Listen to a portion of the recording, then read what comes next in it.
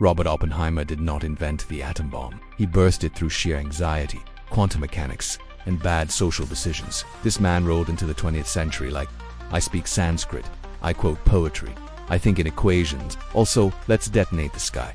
Starts off as your typical sad boy genius, reads Goethe at age 10, builds telescopes for fun, accidentally becomes the final boss of physics. He's giving emotionally unstable honor student with a god complex. Gets to Cambridge, breaks down, poisons his professor's apples. Just poisons. Academia's like boys will be boys, and sends him to quantum therapy in Germany. There he vibes with Einstein, smoke thoughts with Heisenberg, and invents stress-based charisma. Fast forward, America's like, yo, we need a bomb that ends everything. Oppenheimer, let me gather the most overqualified nerds on Earth and move them to the desert. Welcome to Los Alamos, where the snacks are dry and the physics are unholy. It's not just a lab, it's a doomsday startup. And Oppenheimer is the CEO of existential dread. He starts building the bomb like it's a science fair project from the underworld. Sleep, no.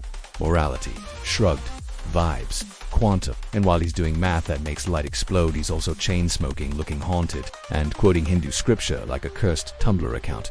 Everyone around him is like, are you good? And he's like, now I am become death, destroyer of worlds. That's a direct quote, by the way. He saw the first nuclear explosion and hit everyone with a Sanskrit one-liner like a philosopher soup. Meanwhile, the military is frothing at the mouth. Truman's like, nice bomb, nerd, we'll take 2.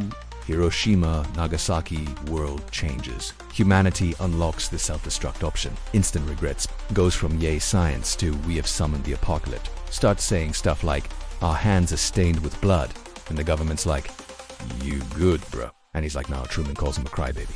Yes, the president, to his face. Oppenheimer basically builds the real-life Death Star, then gets gaslit for feeling weird about it. Then the Cold War pulls up like, time for round 2. The US wants hydrogen bombs.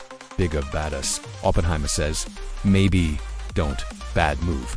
The government treats that like treason and launches the cancel Oppenheimer arc. Suddenly this man, who literally handed them the keys to nuclear dominance, is being called a communist. They take away his security clearance, put him on trial. He's like, I was trying to save the world, not cook it. Doesn't matter. The military-industrial complex doesn't do nuance. He spends the rest of his life pacing dramatically near oceans, giving lectures that sound like prophecy, being haunted by the mushroom cloud he helped conjure. And then, decades later, the government's like, oops, our bad. Here's a medal, and a movie deal. Too little or too late, but the man stays iconic. So yeah, Robert Oppenheimer, quantum genius, existential mess, warlock of physics. He stared into the atom and found a mirror.